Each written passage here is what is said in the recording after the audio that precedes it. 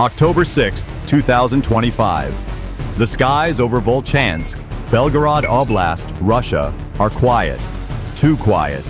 Out of the thick morning fog, 20 suicide drones swoop down from the treetops, hovering just meters above the ground, followed by 7 HIMARS missiles launched from secret Ukrainian positions across the border. Their target? A heavily fortified $180 million military food warehouse filled with rations for 10,000 troops, more than 60,000 gallons of fuel, and enough supplies to sustain a 6-month offensive deep into eastern Ukraine. On paper, it was a fortress. Protected by the most advanced weapons in Russia's air defense system, S-400 interceptors, Panzer S-1 guns, and Kasika-4 jamming nets, it was supposed to be impregnable. But Ukraine didn't play by the rules. They're going to destroy it. Strike now. Can a swarm of cheap, low-tech drones and precision-guided missiles destroy a fortress built on billions of dollars? Is this the most daring logistical attack of the war, or just the beginning of something bigger? Join me as I find out. October 6, 2025, 5:45 a.m. Just north of the Ukrainian border, a still fog shrouds the Volchansk Military Logistics Center in Russia's Belgorod Oblast. But this is no ordinary supply depot. It's Russia's largest military food storage facility ever built. A $180 million logistics fortress built to feed nearly 10,000 troops for 6 months straight without resupply. This isn't a backup supply. It's the backbone of Russia's winter offensive, a masterpiece of a supply chain holding hundreds of tons of wheat, canned beef, freeze-dried rations, and calorie-dense nutrition packets. Inside, rows of armored Ural trucks, each capable of carrying 8 tons of food, await the final dispatch order. Outside, armed guards with AK-74s patrolled in 6-hour shifts, their boots crunching on frost-covered gravel, unaware that above them, something unusual was gathering in the sky. Russian officials had proudly announced just days earlier, "Volchansk will sustain our frontline forces during the critical phase of military readiness." It was to be the final prep before Russia unleashed its next assault toward Kharkiv, aimed at breaking the American-backed logistics corridor fueling Ukraine's resistance. But Ukraine understood the implications. They understood that attacking the convoy was futile. The warehouse was the heart of it. Destroying the warehouse would not only burn the food, it would starve an entire army. Miles away, inside a cold underground command center near Kharkiv, a Ukrainian officer leans into his headset. His voice is calm, clinical, confirming targets. Initiate drone phase. This would not be a frontal assault. It would be a surgical amputation, delivered with ghost-like precision. And the first signal was already on its way. 5:52 a.m. The fog over Volchansk thickens. Visibility drops below 100 feet. Perfect. Ukraine's most deceptive weapon isn't speed or firepower, it's confusion. High above the warehouse, 10 Ukrainian Shark thermal drones, each equipped with 30 XATS zoom infrared optics, begin their silent descent. Flying just 50 feet above the treetops, they scan, map, and designate. They're not alone. Trailing behind them is a tight formation of 10 FPV kamikaze drones, each 3D printed, stripped down, and loaded with a small explosive charge. But their mission isn't just destruction, it's deception. As the drones close in, they begin releasing dozens of radar decoys, cheap foil munitions programmed to mimic the erratic flight patterns of birds. On Russian radar, what's actually a military formation now appears as a flock of migratory starlings. Inside the Volchansk radar command room, screens begin to flicker. Operators spot unusual movement clusters. But the AI-assisted targeting filter, built to ignore low-priority signals like wildlife, flags them as non-threats. A colonel shrugs. Probably birds. The screen is dismissed with a wave of a hand. What they don't know is that Ukraine has been perfecting this illusion for over 18 months. Engineers embedded false avian behavior patterns into the drone's movement algorithms, fooling billion-dollar Russian detection systems with $400 gadgets and a bit of clever programming. Then comes the second miscalculation. Russia activates Kasika-4, a $50 million mobile electronic warfare unit designed to scramble drone signals and jam GPS. It works. briefly. But Kasuka is a glutton for power, consuming enough electricity to supply a small village. Within 15 minutes, it overheats and enters auto cooldown mode. The radar ghosts continue dancing. In Ukraine's command bunker, a voice comes through. Golden window open. Proceed with Phase 2. Suddenly, the silent sky turns electric. All 10 kamikaze drones drop low, flooding blind spots in the Russian defense network. The shark drones paint the perimeter, tracking every guard, every truck, every shadow. Volchansk isn't just vulnerable now, it's naked. What the Russian officers believe is a radar glitch is in fact the opening act of precision chaos. And in just a few minutes, the sky will scream. Could this strike expose the fatal flaw in Russia's illusion of impenetrable air defense? 6 a.m. The windows were wide open. 47 seconds later, the Russian electronic shield, Kasuka 4, was disabled to cool down. And that was all Ukraine needed.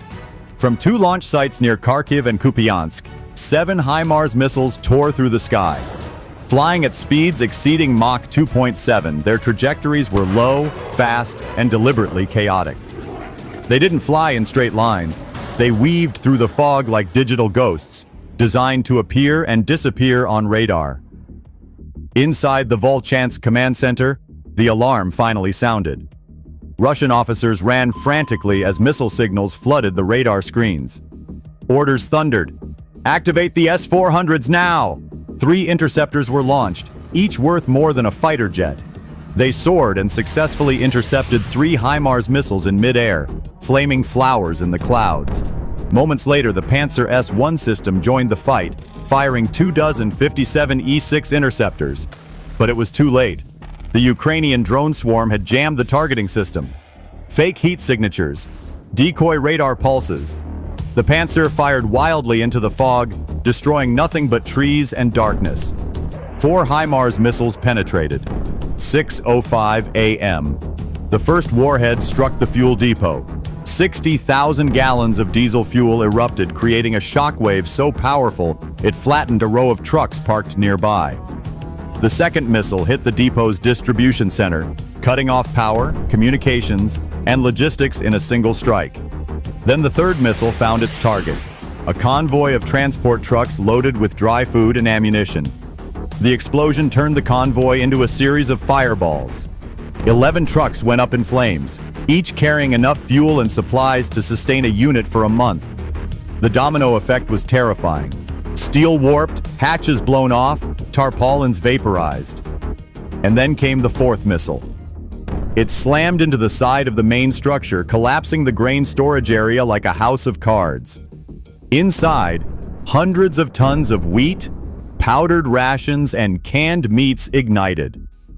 The grain dust, invisible, flammable, fed a secondary fire, creating a violent blast wave that ripped the roof off. Above, 3 FPV drones circled like vultures. One spotted a runaway fuel tanker and swooped down, punching the cabin, detonating inside the tank. The explosion was felt 12 kilometers away. By 6:10 a.m., the Volchansk depot was no longer a depot. It was a crater, a storm, a message. Military supplies were gone. At least 140 Russian soldiers were dead or seriously wounded, and not a single Ukrainian soldier was in sight. This was more than just an attack. It was a scalpel through the backbone of an army. Don't skim over it. The most shocking part of this attack is yet to come. 6:15 a.m. The sky above Volchansk is no longer blue. It spirals in smoke, thick, black, and angry, forming a tornado of ash that twists above what was once Russia's most fortified military warehouse. Flames roar at over 1,100 degrees Fahrenheit, turning steel into liquid and walls into vapor. This isn't just a fire, it's a reckoning. Ukraine's final HIMARS missile, the 8th and most vital, finds its mark with flawless precision. It pierces the central data tower, the brain of the depot's entire supply infrastructure. The explosion is immediate, brutal. It doesn't just destroy metal at Saum, it deletes everything. Inventory logs, resupply schedules, digital troop maps, distribution algorithms. In one strike, Russia's 6-month logistical blueprint is wiped from existence. By 6:17 a.m., the Shark drone, the silent orchestrator and last observer, powers down its laser. It banks gently eastward, its camera catching one final image of the inferno below before slipping back into Ukrainian airspace. Mission complete. And then, silence. No more interceptors, no radar locks, no counterstrikes. Volchansk, once an impenetrable node of war readiness, is now a charred void on satellite feeds, flickering in infrared and static.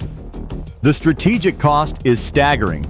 Over $180 million in material losses, including supplies, infrastructure, and critical communications gear. 10,000 frontline Russian troops, expected to be fed and equipped for the winter push, are now stranded without rations. Air defense systems, in sheer panic, are redeployed away from the front to defend other vulnerable depots, leaving gaps along the Kharkiv-Donbas line. But the most crippling damage isn't material. It's psychological. The S-400, once hailed as the unbreachable god of air defense, was blinded by $400 drones and outmaneuvered by a war plan that cost under $2 million. The Panzer, designed to intercept low-flying threats, fired blindly into illusions. And the Kasuka-4, Russia's pride in electronic warfare, overheated and shut down. Defeated by its own gluttony for power, Ukraine didn't just win a battle, they rewrote the doctrine of asymmetric warfare. In a war where money buys metal, they proved that mind beats machine. This was more than a strike. It was a precision-guided humiliation. In the following days, Russian state media scrambles to contain the narrative, claiming an accidental fire. But the satellites don't lie. The analysts don't stutter. And the world knows.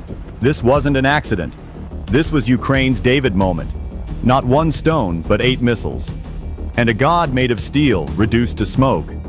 In war, power is often measured by size. The bigger missile, the louder explosion, the sheer number of tanks on the move. Russia built its entire military doctrine on that assumption, that volume, firepower, and spectacle would always prevail. They believed that by stacking steel high enough, no one would dare to resist. But in Volchansk, that illusion was burned down, along with the food meant to sustain 10,000 troops through winter. What Ukraine demonstrated wasn't just tactical excellence, it was a moral rejection of imperial arrogance. While Russia poured billions into S-400s, Panzer S-1s, and Kasuka-4 jamming systems, it never imagined that a nation with fewer men, smaller weapons, and cheaper tools could outplan them. It wasn't just hubris, it was a fatal underestimation of the human will. Volchansk wasn't lost to a blitzkrieg of tanks or a wave of paratroopers. It was surgically erased by drones that cost less than a laptop and HIMARS missiles that cost less than 5% of the value of what they destroyed. $400 drones jammed billion-dollar radars. Laser-guided missiles hit targets with meter-level accuracy without GPS support. And a depot fortified by concrete and overconfidence never saw it coming. This was David versus Goliath, rewritten in code, precision, and silence. But unlike the biblical tale, David didn't just win. He dismantled the myth, system by system, flaw by flaw. Volchansk will not just be remembered for what burned, but for what it revealed. That in modern warfare, pride is the weakest armor. To every empire that believes budget equals dominance, Ukraine offered a chilling warning. Never underestimate a people who are fighting for their home. They may not have the most allies or the heaviest machines, but they have resolve. They have memory. And in wars like these, that may be the only weapon that never runs out. Let the ashes of Volchansk serve as a monument to the most expensive mistake any superpower can make: underestimating the desperate. By the time the last embers at Volchansk faded, it was already too late for Russia to respond. Their retaliation, if any, came hours too late, aimed at empty fields and already vacated positions.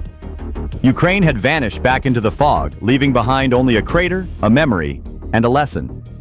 This was not merely a destruction of food, it was the dismantling of morale, the collapse of logistics, the symbolic severing of a lifeline. For soldiers on the front line, the ones counting on those rations to fuel them through the winter, the message was clear: no supply line is safe. And to the world, Ukraine issued another warning. This is what modern war looks like. A country once underestimated, outgunned, and outspent now operates with scalpel-like precision, leveraging American-made missiles, homemade drones, and digital warfare in a ballet of controlled devastation. For every $1 million Russia spends on defense, Ukraine is spending thousands to outwit it, and winning. The Volchansk strike will be studied in war colleges for decades, not because of its size, but because of its surgical simplicity. No air force, no tanks, just silence, fog, and timing. It wasn't brute force, it was brilliance under pressure. And now, as Russia scrambles to secure its remaining supply depots, every radar operator, every commander, every foot soldier will look to the sky and wonder if the birds overhead are really birds. Because if Ukraine has taught us anything, it's that the deadliest weapon in this war might just have wings. If you found this analysis insightful and want to support more in-depth breakdowns like this, don't forget to like, share, and subscribe to the channel, and hit the bell icon so you never miss the next unfolding conflict.